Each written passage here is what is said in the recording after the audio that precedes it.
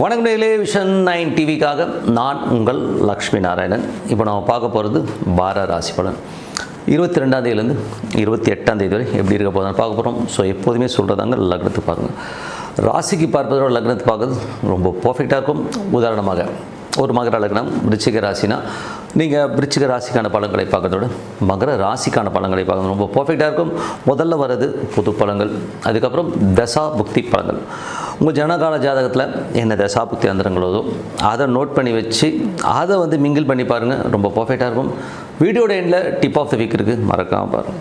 துலாம் ராசி. ஸோ துலாம் ராசிக்கு பார்த்தீங்கன்னா உங்களுக்கு ராசி அதிபதி சுக்கிரன் உங்களுக்கு 8ஆம் அதிபதியாக இருக்கிறனால 10ல் இருக்கும். தொழில் ரீதியான விஷயங்கள் ரொம்ப கவனம் தேவை. பெரும் பணம் கையாளும் போதெல்லாம் ரொம்ப கவனமாக இருக்கிறது ரொம்ப ரொம்ப அவசியம். அதுக்கப்புறம் பார்க்கும்போது உங்களுடைய 2 மற்றும் 7ஆம் அதிபதியான செவ்வாய் ஆட்சி பலத்தோடு இருக்கும்போது அற்புதமான பலன்களை கொடுக்கும். சுப நிகழ்ச்சிகள் சம்பந்தமான விஷயம் நடைபெறுவதற்கான ரொம்ப நல்லா இருக்குது. அதே நேரத்தில் ரொம்ப கவனமும் தேவை. ஏன்னா யாராச்சும் பேச்சு மாறுறது, ஏதாச்சும் நான் பண்ணுறேன்னு சொல்லிட்டு பண்ணலன்னு சொல்லுவாங்க. ஸோ அந்த மாதிரி விஷயங்களும் கொஞ்சம் கேர்ஃபுல்லாக இருந்துக்கிறது ரொம்ப ரொம்ப நல்லது. அதுக்கப்புறம் பார்க்கும்போது 3 6ஆம் அதிபதியான குரு உங்களுக்கு 10ல் இருக்கும்போது தொழில் நிறைய மாற்றங்கள் பண்ணுவீங்க. அதே நேரத்தில் இளைய சகோதரருக்கும் உங்களுக்கும் ரொம்ப கருத்து வேறுபாடுகள், பிரச்சனைகள் வர்றதுக்கான வாய்ப்புகள், பக்கத்து வீட்டுக்காரர் டாக்குமெண்டேஷன் சம்மந்தமான விஷயங்கள்லாம் ரொம்ப ரொம்ப கேர்ஃபுல்லாக இருக்கிறது ரொம்ப ரொம்ப அவசியங்க.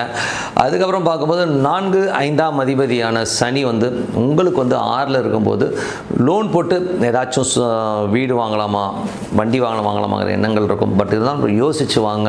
பூர்வீகம் சம்பந்தமான விஷயம் நல்ல ஏற்றம் நல்ல லாபங்களும் வரதுக்கான வாய்ப்புலாம் ரொம்ப நல்லா இருக்குது. 6ஆம் அதிபதியான குரு பார்த்திங்கன்னா 10ல் இருக்கும்போது தொழிலில் கடன் கேட்டதுன்னா கிடைக்கிறதுக்கான வாய்ப்புகள் இருக்குது. தொழில் ரீதியான விஷயம் பெரிய திட்டங்கள் பெரிய லாபங்கள் வருவதற்கான விஷயங்கள்லாம் பண்ணுவீங்க. அதெல்லாமே ரொம்ப அற்புதமாக இருக்குங்க. சில பேர் நிறைய பிரயாணங்கள் பண்ணுவீங்க, அதிலும் பெரிய வெற்றிகள் கண்டிப்பாக இருக்குங்க. அதுக்கப்புறம் 8ஆம் அதிபதியான சுக்கிரன் பார்த்திங்கன்னா உங்களுக்கு 10ல் இருக்கும்போது பெரிய ஆசைகள் இருக்கும். அந்த ஆசைகள் நியாயமான விஷயத்தில் நியாயமான முறையில் போனீங்கன்னா கண்டிப்பாக வெற்றி பெறுவதற்கான ரொம்ப நல்லா இருக்குது. 9ஆம் அதிபதியான புதன் ஆட்சி பலத்தோடு அங்கே இருக்கும்போது அற்புதமான பலன்களை கொடுத்து வெளிநாடு வெளி மாநிலங்களுக்கு ஒரு பெரும் பணம் பெரிய வளர்ச்சி கிடைக்கிறதுக்கான வாய்ப்பு நல்லா இருக்குது. தந்தை சார்ந்த ஊரால் நல்ல லாபங்கள் வரதுக்கான வாய்ப்பும் ரொம்ப நல்லா இருக்குங்க. ஸோ அதுக்கப்புறம் பார்க்கும்போது 10ஆம் அதிபதியான சந்திரன் நிறைய பிரயாணங்கள் கொஞ்சம் தொழில் அலைச்சல் கொடுத்தாலும் வருங்காலத்தில் ஒரு பெரிய லாபங்களை கொடுக்கறதுக்கான வாய்ப்பு அற்புதமாக இருக்குது. 11ஆம் அதிபதியான சூரியன் உங்களுக்கு 9ல் இருக்கும்போது பெரிய லாபத்துக்கான பிரயாணங்கள் இருக்கும். பிரயாணங்களில் நல்ல லாபங்கள் வருவதற்கான வாய்ப்பும் அற்புதமாக இருக்குங்க.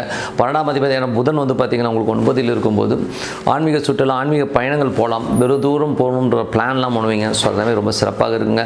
மற்றபடி என்னங்க, இதுவரை பார்த்து பொது பலன்கள். இப்போ பார்த்து தசாபதி துலா லக்னமாக சூரியன் தசாபதி. சூரியன் 11ஆம் அதிபதியான சூரியன் உங்களுக்கு 9ல் இருக்கும்போது தந்தையால் நல்ல வளர்ச்சிகள் நல்ல ஏற்றங்கள் நல்ல லாபங்கள் வருவதற்கான இப்போ வெளிநாடு வெளி மாநிலங்கள் இருக்கிற நல்ல பணம் வருவதற்கான வாய்ப்பு ரொம்ப நல்லா இருக்குது. ஏதாச்சும் ஃபாரின் கண்ட்ரி வெளி மாநிலங்களுக்கு போய் படிக்கணுன்றவங்களுக்கெல்லாம் நல்ல வளர்ச்சி கிடைக்கிறதுக்கான வாய்ப்பு அற்புதமாக இருக்குங்க. துலா லக்னமாக சந்திரன் தசாபதி. சந்திரன் தொழில் ரீதியான விஷயம் கொஞ்சம் அலைச்சல் இருந்தாலும் அதுக்கப்புறம் நல்ல லாபங்களையும் நல்ல ஏற்றங்களையும் கண்டிப்பாக கொடுத்துரும். துலா லக்னமாக செவ்வாய் தசாபதி. செவ்வாய் பார்த்திங்கன்னா உங்களுக்கு 7 இருக்குங்க. ஸோ 7 ஆட்சி பலத்துடன் சுப நிகழ்ச்சிகள் சம்பந்தமான விஷயங்கள் இருக்கும். பட் இருந்தாலும் சின்ன சின்ன மன வருத்தங்களையும் மன உளைச்சலையும் கண்டிப்பாக கொடுக்கும். அதனால் கொஞ்சம் கவனமாக இருந்துக்குங்க. துலா லக்னமாக ராகு தசா புத்தியந்திரங்கள். ராகு 5ல் இருக்கும்போது குழந்தை இல்லாதவர்களை இப்போ ட்ரீட்மெண்ட் எடுக்கும்போது கண்டிப்பாக குழந்தை பேர் கிடைப்பதற்கான வாய்ப்புகளுமே அற்புதமாக இருக்குது. துலா லக்னமாக குரு தசாபுத்திரம். குரு 3 6ஆம் அதிபதியான குரு உங்களுக்கு 10ல் இருக்கும்போது தொழில் நிறைய மாற்றங்கள் பண்ணுவீங்க. இளைய சகோதரர் டாக்குமெண்டேஷன் சிறு தூர பிரயாணங்கள் இப்போலாம் ரொம்ப கவனமாக இருக்கிறது ரொம்ப ரொம்ப அவசியம். கொஞ்சம் மன உளைச்சலுக்கு வரும், கவனமாக இருக்குங்க. துலா லக்னமாக இருந்து சனி தசாபதி. சனி உங்களுக்கு 4 5ஆம் அதிபதி 6ல் இருக்கும்போது தொழில் ரீதியான விஷயங்கள் கடன்கள் கேட்டு கிடைக்கிறதுக்கான வாய்ப்புகள் ரொம்ப அற்புதமாக இருக்குது. அதே மாதிரி குழந்தையோட வளர்ச்சி அற்புதமாக இருக்குங்க. ஸோ துலா லக்னமாக புதன் தசாபதி 9ல் ஆட்சி பலத்தோட புதன் இருக்கும்போது நிறைய பிரயாணங்கள் நல்ல லாபங்களும் வெற்றிகளும் கிடைக்கிறதுக்கான வாய்ப்புகளும் அற்புதமாக இருக்குது. ஒரு பெரும் பணம் எஜுகேஷன் சம்பந்தமான விஷயங்கள் பெரிய வெற்றி கிடைக்கிறதுக்கான வாய்ப்பும் ரொம்ப நல்லா இருக்குது. துலா லக்னமாக இருந்து உங்களுக்கு கேது தேசம். கேது பெரிய வெற்றிகளை கொடுக்கும். ஏதாவது லீகல் இஷ்யூஸ் லீகல் சம்பந்தமான விஷயங்கள் கருத்து வேறுபாடு எது இருந்தாலும் இப்போ பேசி தீர்த்திங்கன்னா உடனே கிளியராக இருக்கான வாய்ப்புகள் ரொம்ப நல்லா இருக்குங்க. ஸோ மற்றபடி என்னங்க, என்னை பொறுத்த நல்ல ஒரு பிரார்த்தனை அதார இரணை பிரார்த்தனை கண்டிப்பாக அடுத்த லெவல் போகிறதுக்கான ரொம்ப சிறப்பாக இப்போ tip of the week. The week. So tip of the வீக்கில் வந்து பார்த்திங்கன்னா என்றைக்குமே நமக்கு வந்து இறைவன் வந்து ஒரு நல்ல நல்ல விஷயங்களை கொடுத்துருக்கார். அதை வந்து நம்ம இம்ப்ளிமெண்ட் பண்ணுறதுல வந்து தவறிடும். ஏன் முதல்ல இதை சொல்லிடுறேன்னா, இது வந்து நீங்கள் ஃபாலோ பண்ணிங்கன்னா வாழ்க்கையில் உங்களுக்கு எந்த பிரச்சனையுமே வராது. இறைவன் உங்களை கையில் வச்சுட்டு அப்படியே தூக்கிட்டு போயிடுவாருங்க, இது கேரண்டி. ஓகேங்களா? லைஃப் டைமில் இது வந்து ஃபாலோ பண்ணும். நிறைய பேர் பண்ணுற தப்பு என்னென்னா, ஸ்டார்ட் பண்ணுவாங்க, அதுக்கப்புறம் டமால்னு விட்டுடுவாங்க. ஸோ அதனால் இந்த விஷயத்தை சொல்கிறதுக்கு முன்னாடி நான் இதெல்லாம் சொல்லிடுறேன். இந்த பிரார்த்தனை மாதம் பண்ணிட்டு வந்தீங்கனாலே வாழ்க்கையில் உங்களுக்கு எந்த குறைவும் இருக்காது. ஏதாவது குறைவு இருந்தாலும் அதெல்லாம் சரியாகி சூப்பராக லைஃப் மாறுறதை நீங்கள் பார்க்க முடியும். இதை ஃபாலோ பண்ணுங்கள். என்ன மாதிரி விஷயங்கள் பண்ணால் லைஃப் சூப்பராக இருக்குங்கிறது தான் இப்போ சொல்ல போகிறோம். இதில் வந்து பார்த்திங்கன்னா சூரியனுடைய பெயர்ச்சி வந்து மாதம் ஆங்கில முறைப்படி வந்து 15-16ஆம் தேதி வந்து சூரியன் வந்து ஒரு ராசியிலிருந்து இன்னொரு ராசிக்கு வந்து மாறுவாருங்க. ஸோ இதை வந்து ஒரு புண்ணியமான ஒரு காலமாக இது கருதுவோம். ஸோ இது வந்து நடக்கும்போது நம்ம ஒரு பிரார்த்தனைகளை பண்ணும்போது நம்ம அது ஊழ்வினை எல்லா வினையும் தீர்ந்து நம்ம ஒரு கம்ஃபர்டான லைஃபும் ரொம்ப சந்தோஷமான லைஃபை கண்டிப்பாக மாற்றம் வரும்ன்றது தான் உண்மையான விஷயம். ஸோ அது என்ன அப்படிங்கிறத சொல்கிறேன். இது வந்து பார்த்திங்கன்னா 3 ராசிகள் இருக்குங்க, சரம், ஸ்திரம், உபயம். ஸோ இந்த 3ல் தான் வந்து சூரியன் வந்து மாறுவார். என்னடா புரியலையேனிங்கன்னா ரொம்ப சிம்பிள்.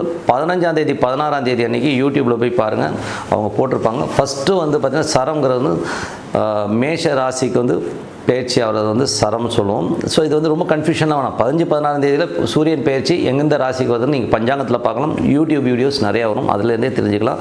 ஸோ அதில் வந்து பார்த்திங்கன்னா சரராசிக்கு போகும்போது அதை வந்து சங்கராந்தின்னு சொல்லுவோம். ஸோ சங்கராந்திங்கிறது வந்து பார்த்திங்கன்னா ஐயப்பன் வழிபாடுங்கிறது வந்து எதை குறிக்கும் அப்படின்னீங்கன்னா, அது வந்து குலதெய்வ வழிபாடை குறிக்கும். ஸோ சூரியன் வந்து இந்த ராசியிலேருந்து போகும்போது ஒரு சரராசியில் போகும்போது நீங்கள் வந்து ஐயப்பன் வழிபாடு பண்ணும்போது அற்புதமான பலன்களை கொடுக்கும். என்ன பண்ணணும் அப்படின்னா, அதே 27 முறை அந்த ஐயப்ப சன்னிதானத்தை சுற்றுவது ரொம்ப ரொம்ப சிறப்பு. அது மட்டும் இல்லாமல் வீட்டில் சப்போஸ் உங்களுக்கு குலதெய்வம் தெரியுதுன்னா, நீங்கள் வீட்டிலேயே வந்து ஒரு பால், பழம் போட்டு, குங்குமப்பூ போட்டு, விளக்கேற்றி ஒரு பிரசாதம் ஏதாச்சும் வந்து கேசரி ஏதோ பண்ணி குலதெய்வம் உங்கள் வீட்டில் இருக்கிறதா நினச்சி மனதார பிரார்த்தனை பண்ணுங்கள். அன்றைக்கி வந்து உங்கள் குலதெய்வம் சம்பந்தமான விஷயங்கள் இருக்க பிரச்சனைகள் எல்லாம் தீர்ந்து நீங்கள் ஒரு சேஃப் ஜோனுக்குள்ளே வருவீங்கிறது தான் உண்மையான விஷயம். ஸோ இதுக்கு அடுத்தது வந்து பார்த்தீங்கன்னா விஷ்ணுபதி புண்ணியகாலம். இதை பற்றி நான் நிறைய சொல்லணும்னு அவசியமே இல்லை, எல்லாருக்குமே தெரியும். அது வந்து பார்த்தீங்கன்னா ஸ்திர ராசிக்குள் அந்த சூரியன் பெயர்ச்சியார காலகட்டம். அதே மாதிரி தான் ஒவ்வொரு மாதம் 15-16ஆம் தேதி தான் சூரியன் மாறும். அந்த காலகட்டத்தில் போட்டிருப்பாங்க.